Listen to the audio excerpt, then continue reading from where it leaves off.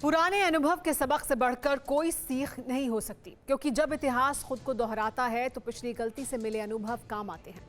लेकिन गिरगिट की तरह रंग बदलने वाले मतलब परस्त अनुभवों की जमीन पर नहीं बल्कि अपने हित के आसमान पर उड़ते हैं।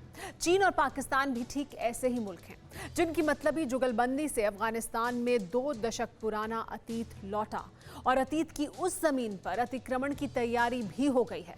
चीन पाकिस्तान ने खुलकर तालिबान का समर्थन किया, वो भी इतिहास लौटने की कल्पना किए बिना। एक मुल्क तबाही के मुहाने पर खड़ा है। 2 दशक पुराना अतीत खुद को दोहराने पर अड़ा है। लेकिन दुनिया के देशों को इंसानियत के नाते ना तो उस मुल्क की आवाम से कोई लेना देना है, ना ही उस देश की लोकतांत्रिक व्यवस्था की परवाह।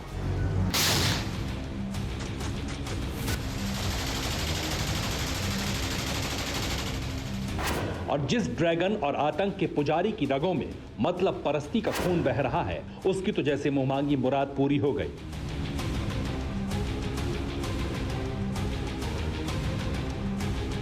हैरान करने वाली बात यह है कि दुनिया के देश जहां एक मुल्क में लोकतांत्रिक व्यवस्था को कुचलने वालों का साथ देने का कलंक मोल नहीं लेना चाहते, चीन और पाकिस्तान खुलेआम उस व्यवस्था को नष्ट करने में मदद देने का दम भर रहे हैं।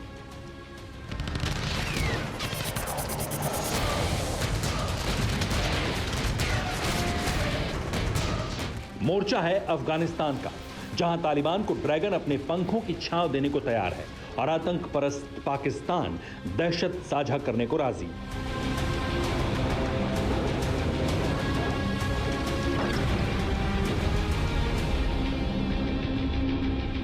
अब तक की आशंकाओं पर बिल्कुल सटीक खुलासा यह है कि तालिबान को चीन ने खुला समर्थन दे दिया है और पाकिस्तान में पल रहे दहशतगर्दों के करीब 12 ऐसे संगठन हैं जिन्होंने पाकिस्तान सरकार के तालिबान को आगे बढ़ाने के लिए उठाए गए कदमों की तारीफ करते हुए अफगानिस्तान में इस जख्म को नासूर बनाने की तैयारी कर ली है।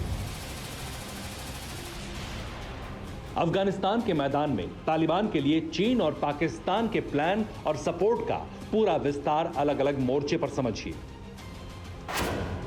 चीन को कबूल है तालिबान, शुरू हुआ मिशन अफगान। दरअसल चीन के लिए तालिबान कोई खतरा नहीं है, लेकिन शिनजियांग प्रांत में चीन ने जिस तरह से उइगर मुसलमानों के साथ ज्यादती की, शरिया कानून को अपने हिसाब से बदला, मस्जिदों को तोड़कर सार्वजनिक सुविधा से जुड़ी इमारतों का निर्माण कराया, उससे तालिबान के मोर्चे पर संकट नजर आता है। और चूंकि सरहदी शिनजियांग प्रांत अफगानिस्तान से सटता है, उससे मुश्किलें बढ़ती हुई नजर आईं। इसलिए जैसे ही अमेरिका अफगानिस्तान से हटा, चीन ने अपने विस्तारवाद के जाल में तालिबान को फंसाने की कोशिश शुरू कर दी और अब खुले तौर पर चीन ने तालिबान के समर्थन का ऐलान किया है। चीन की कम्युनिस्ट सरकार ने अपनी नई नीति बनाई है।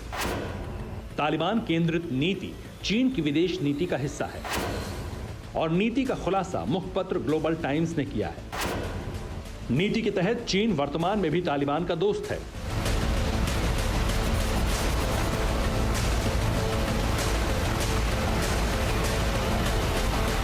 ग्लोबल टाइम्स ने तालिबान से चीन के संबंधों को विस्तार देते हुए यह भी कहा कि कुछ देश तालिबान को चीन के दुश्मन के तौर पर देख रहे हैं, लेकिन इस सोच को चीन ने कोई जगह नहीं दी है। दावा यह भी किया है कि चीन भविष्य में भी तालिबान से मित्रतापूर्ण संबंध रखेगा और यही चीन का राष्ट्रहित है। और इसके पीछे तर्क यह दिया गया कि ब्रिटेन ने भी सत्ता में आने पर तालिबान के साथ काम करने की इच्छा जताई है। अमेरिका ने भी तालिबान को आतंकी कहना बंद कर दिया है। तो फिर चीन इस रेस में पीछे क्यों रहे, जबकि चीन का पहले से अफगानिस्तान में निवेश है। चीन अपनी कूटनीतिक चाल के जरिए अफगानिस्तान को वैसे ही फंसाने की तैयारी में है जैसे उसने श्रीलंका, म्यांमार, पाकिस्तान, अफ्रीका जैसे देशों को फंसाया। लेकिन इसमें चीन का एक और हित छुपा है जिससे दुनिया पूरी तरह से अनजान है, और वो है इस्लामिक विरोधियों से मुक्ति पाना। चीन के मुताबिक ज्यादातर देश अफगानिस्तान की स्थिति को समझने में ही नाकाम है, इसलिए उन्होंने तालिबान के खिलाफ घृणा पाल रखी है। इससे बामियान बुद्ध के विनाश को भी जोड़ा गया है, जबकि सच्चाई यह है कि इसका जिम्मेदार पूर्वी तुर्किस्तान इस्लामिक मूवमेंट है।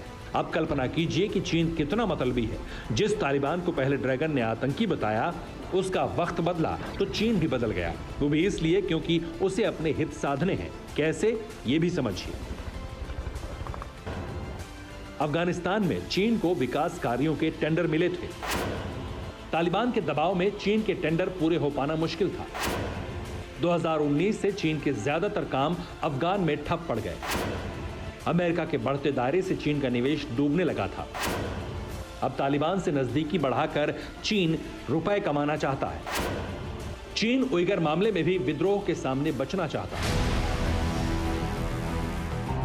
कुल मिलाकर चीन चाहता है कि अफगानिस्तान में तालिबान सत्ता संभाले और उसे वन बेल्ट रोड इनिशिएटिव के जाल में ऐसे फांसे कि अफगानिस्तान उसका नया उपनिवेश बन जाए और सीमावर्ती क्षेत्र में चीन के खिलाफ विद्रोह करने वालों को अफगानिस्तान में जगह भी ना मिले, ताकि चीन महाशक्ति बनने के लिए पैसा भी जुटाता रहे और उसके खिलाफ कोई खड़ा होने की हिम्मत भी ना कर सके।